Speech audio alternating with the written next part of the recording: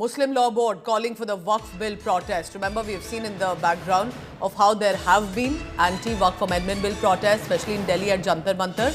Now the Muslim Board says, wear a black band for namaz. Today is Friday, afternoon prayers, where you can expect, of course, big congregations with regard to the namaz prayers. But the Muslim cleric here appears to have said, don't do sloganeering, there should not be any violence, but wear a black band.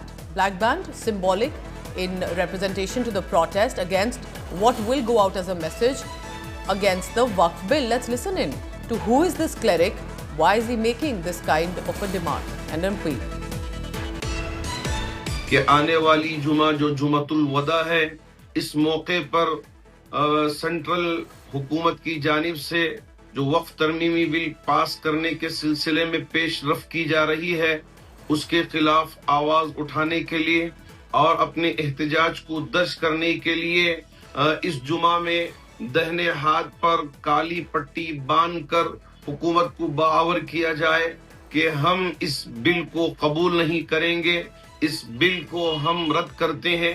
وقف amendment بل 2024 کی مخالفت میں ملک بھر میں مسلم personal لا board اور دیگر جماعتوں کی جانب سے ضلع بیدر کے تمام میرے دینی بھائیوں سے میں ملک بھر کی وہ تمام تنظیموں کی طرف سے جو اس کی اپیل کر رہے ہیں ان سب کی طرف سے آپ سے گزارش کرتا ہوں کہ اس طرح سے اپنے دائیں ہاتھ میں کالی پٹی باندھ کر پرامن احتجاج درج کریں۔